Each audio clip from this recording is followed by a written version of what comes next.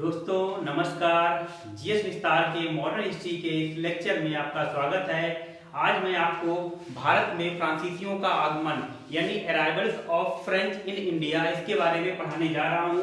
तो आज का जो मेरा टॉपिक है फ्रांसीसियों का भारत में आगमन। फ्रांसीसियों का भारत में आगमन ये मेरा आज का टॉपिक है। हम बात कर रहे हैं फ्रांसीसियों की।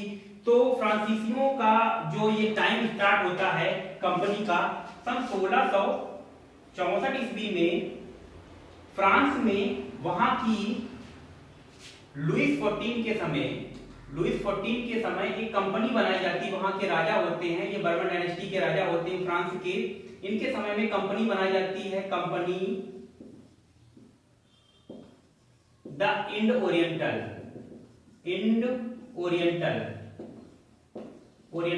ये कंपनी का नाम होता है। ये कंपनी जो होती है लुईस 14 के जो एक बहुत ही फेमस मंत्री होते हैं उनका नाम होता है कोलबर्ट। इनके प्रयासों से ये कंपनी बनाई जाती है। एक तरह से ये कंपनी के फाउंडर भी कह सकते हो, लेकिन ये आधिकारिक तौर पे कंपनी के फाउंडर नहीं थे। सन 1664 ईस्वी में ये कंपनी बनती है। इसके बाद में इसकी पहली यात्रा मेडागास्कर के लिए स्टार्ट होती है। मेडागास्कर जो है अफ्रीका, ये जैसे अफ्रीका कॉन्टिनेंट है अगर, तो अफ्रीका कॉन्टिनेंट के यहाँ पर ये एक जगह मेडागास्कर है, यानी यहाँ से फ्रांसीसी आए थे और सबसे पहले मेडागास्कर में पहुंचे थे। फिर इसके बाद में इनकी अगली यात्रा भारत के लिए सन 1668 ईस्वी में फ्रैंको कैरी के नेतृत्व में होती है। फ्रैंको कैरी सबसे पहले भारत में गुजरात के सूरत बंदरगाह पर पहुंचता है। भारत के गुजरात में सूरत बंदरगाह पर पहुंचता है। ये यहां पर सूरत है। सूरत में इन्होंने पहली फैक्ट्री यानी पहली फ्रेंच कॉलोनी स्थापित की होती है फ्रैंको कैरी के नेतृत्व में यहां पर। फिर इसके बाद में सन 1669 फ्रैंको कैरी के साथ में एक मरक्करा नाम का एक व्यक्ति जो कि इस्पान का निवासी था, मरक्करा के नेतृत्व में दूसरी फैक्ट्री मसूलीपट्टनम में स्थापित की जाती है। ये जगह मसूलीपट्टनम है।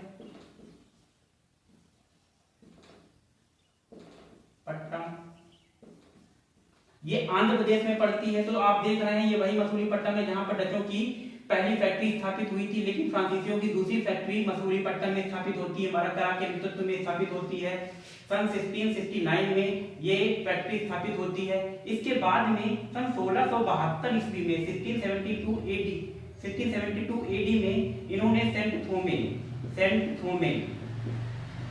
सेंट थोमे जो जगह पड़ती है ये मद्रास के निकट में पड़ती है। यहाँ पर ये मद्रास है, यहीं पर सेंट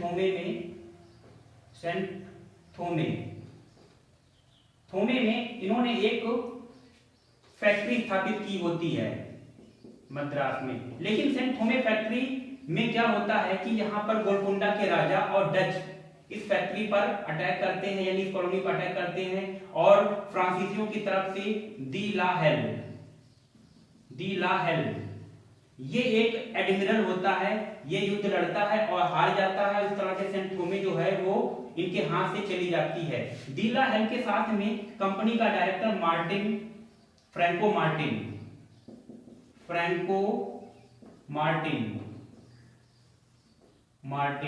ये साथ में आया होता है। फ्रैंको मार्टिन क्या करता है कि 1673 ईस्वी में वलिकाडोपुरम के मुगल सूबेदार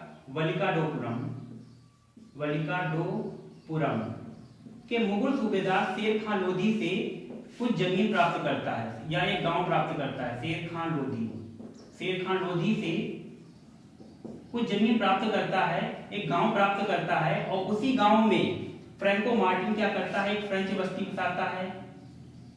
फ्रेंच बस्ती बसाता है। यही फ्रेंच बस्ती आगे चलकर इसका नाम क्या पड़ जाता है, पौंडीचेरी। और इसी फ्रेंच बस्ती का फ्रैंको मार्टिन को मैं लिख दे रहा हूं हिंदी में साफ साफ, फ्रैंको फ्रैंको मार्टिन इस बस्ती का प्रमुख बनता है और यही बस्ती आगे चलकर पौंडीचेरी के नाम से जानी जाती है। ये यहाँ पर पौंडीचेरी है, ये जगह पौंडीचेरी तमिलनाडु में पड़ती है। पौंडीचेरी, पौंडीचेरी चेरी, ठीक है। तो पौंडीचेरी यानी फ्रेंच बस्ती होती है पौंडीचेरी, पौंडीचेरी।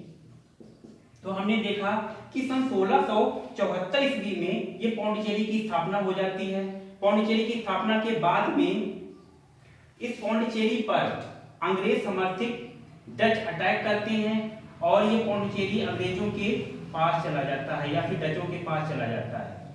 फिर क्या होता है कि एक रिजविक की संधि होती है, यहाँ पर मैं लिखे दे रहा हूं रिजविक, रिजविक की संधि, रिजविक की संधि या ट्रीटी ऑफ रिजविक संधि होती है। और इस संधि के तहत, ये संधि सन 1696 ईस्वी में होती है और इस संधि के तहत पौंडीचेरी जो है, पौंडीचेरी फिर से फ्रांसीसियों को मिल जाता है। तो पौंडीचेरी इनके हाथ से चला जाता है, फिर से इनको मिल जाता है रिजविक संधि के तहत। तो ये इनका इतिहास रहा। इसके बाद में हम बात कर रहे हैं कि बंगाल में इन्होंने कहां-कहां पर अपना विस्तार किया था। बंगाल में इन्होंने कहां-कहां पर अपना विस्तार किया था। ये जगह बंगाल की है, ये जगह बंगाल में सन 1674 ईस्वी में, ध्यान दीजिएगा, सन 1674 ईस्वी में शाइस्ता खां उस समय वहां का गवर्नर या सूबेदार था, शाइस्ता खां, शाइस्ता खां, ठीक।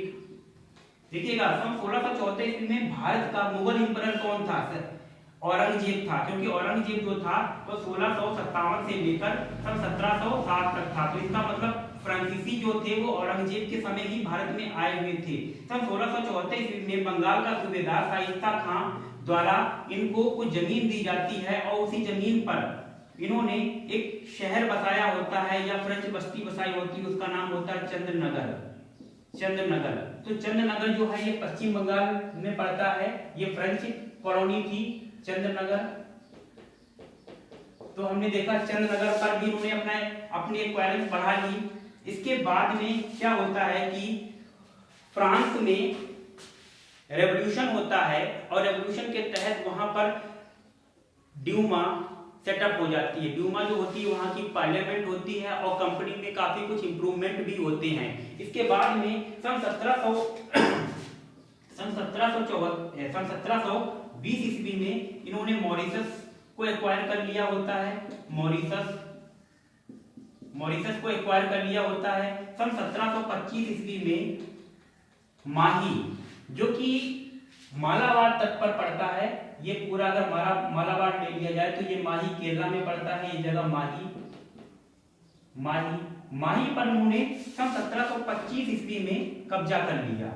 यानी सन 1725 ईस्वी में फ्रेंच बस्ती या फ्रेंच कॉलोनी माही में सेटअप कर दी थी। सन 1731 ईस्वी में इन्होंने यनम जो पड़ता है वो आंध्र प्रदेश में, यहाँ पर ये जगह यनम है, यनम में इन्होंने अपनी एक फ्रेंच कॉलोनी यानी फ्रांसीसियों ने अपनी एक फ्रेंच कॉलोनी बना ली थी यनम में। सन 1739 ईस्वी में इन्होंने कराईकल में एक फ्रेंच कॉलोनी बसाई थी। ये कराईकल जो पड़ता है पौंडीचेरी के जस्ट नीचे पड़ता है कराईकल, ये भी तमिलनाडु में पड़ता है कराईकल। तो हमने देखा कि भारत में अगर हम पश्चिमी घाट की बात करते हैं तो इनकी बस्ती जो थी माही में थी, सूरत में थी। पूर्वी घाट की अगर हम बात करते हैं तो यनम में थी, पौंडीचेरी में थी, कराईकल में थी और मछलीपट्टनम में थी। तो ये पूर्वी घाट की बस्तियां थी। पश्चिम बंगाल में अगर हम बात करते हैं तो इनकी बस्ती जो थी वो चंद्रनगर की थी। अब हम बात करते हैं पौंडीचेरी की फिर से, क्योंकि पौंडीचेरी जो है ये बहुत ही फेमस टॉपिक है, इस पर कई क्वेश्चन बने हुए, इसको मैं मिटा रहा हूं। पौंडीचेरी जो कि भारत का संघ शासित राज्य है, पौंडीचेरी जो कि भारत का संघ शासित राज्य है। ये संघ शासित राज्य कब बनता है? देखो, भारत 1947 में आजाद हो जाता है, लेकिन फ्रांसीसियों का भारत में कब्जा बना रहता है। जैसे कि ये पौंडीचेरी में कौन कौन सी जगह आती है? सबसे पहली तो माही, दूसरा खुद पौंडीचेरी, पौंडीचेरी, तीसरा आपका यनम, चौथा कराईकल,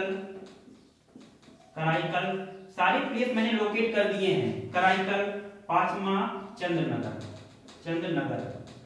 देखिएगा ये सब मिलाकर एक पौंडीचेरी यूनियन टेरिटरी बनाई जाती है सन 1963 में। 1947 में भारत आजाद हो जाता है, लेकिन पौंडीचेरी यानी ये इन पर फ्रांसीसियों का कब्जा जमा रहता है। सन 1954 में क्या होता है कि फ्रांस और इंडिया के बीच में एक एग्रीमेंट होता है।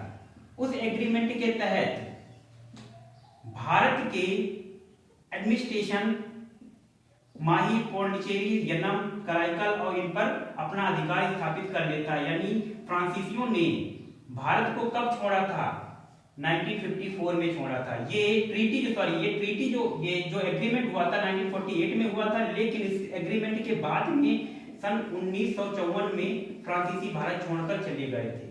ठीक है, सबसे लास्ट में कौन गए थे? पुर्तगीज गए थे, लेकिन फ्रांसीसियों ने भारत को 1954 में छोड़ा था और पौंडीचेरी की स्थापना जो की गई थी सन 1963 में संघ राज्य का दर्जा दिया गया था। क्वेश्चन पूछा जाता है कि जैसे कि अगर हम बात करते हैं तो अंडमान निकोबार द्वीप समूह यहाँ पर है, ये अंडमान निकोबार द्वीप समूह है। तो अंडमान निकोबार द्वीप समूह खुद एक संघ राज्य है, यूनियन टेरिटरी है, लेकिन अंडमान निकोबार के जितने भी प्लेसेस हैं वो अंडमान निकोबार में ही हैं, किसी और स्टेट में नहीं है। लेकिन पौंडीचेरी एक ऐसा यूनियन टेरिटरी है जिसके प्लेस अलग अलग राज्यों में है। जैसे कि आपने देखा माही कहां पर है? केरला में है। पौंडीचेरी कहां पर है? ये पौंडीचेरी तमिलनाडु में है। यनम कहां पर है? आंध्र प्रदेश में है। कराईकल कहां पर है? ये कराईकल भी तमिलनाडु में है। चंद्रनगर कहां है? पश्चिम बंगाल में। चंद्रनगर पश्चिम बंगाल में। तो इस पर क्वेश्चन पर्टिकुलर क्वेश्चन पूछ लिए जाते हैं कि माही कहां पर है, पौंडीचेरी कहां पर है, या फिर ये किसके हिस्से हैं, या फिर चंद्रनगर किसका हिस्सा है, भारत में किस यूनियन टेरिटरी का हिस्सा है। ठीक है, तो इस तरह के क्वेश्चन पूछ लिए जाते हैं। आज का मेरा लेक्चर फ्रांसीसियों का भारत में आगमन था। नेक्स्ट लेक्चर जो होगा वो फ्रांसीसी और अंग्रेज भारत में आपस में संघर्षरत रहते हैं। प्रारंभ के 20 वर्षों तक फ्रांसीसी और अंग्रेज अपरिहार्य रूप से संघर्षरत रहते हैं। उसके बाद में निश्चय ये होता है, डिसाइड ये होता है कि अंग्रेज ही भारत के स्वामी होंगे। तो उनको लेकर भारत में 2 युद्ध लड़े गए थे। कर्नाटक का प्रथम युद्ध, कर्नाटक का द्वितीय युद्ध। यूपीएससी के लिए कर्नाटक का प्रथम युद्ध, कर्नाटक का द्वितीय युद्ध बहुत ही इंपॉर्टेंट है, अन्य एग्जामों के लिए भी इंपॉर्टेंट है। तो इसके जो रोचक तथ्य हैं उनको मैं अगले लेक्चर में लेके आऊंगा। आपने मेरा अगर चैनल सब्सक्राइब नहीं किया है तो कर दीजिए, लाइक कीजिए और बेल आइकन की जो घंटी है उस पर पुश कर दीजिए। And thank you for watching this video.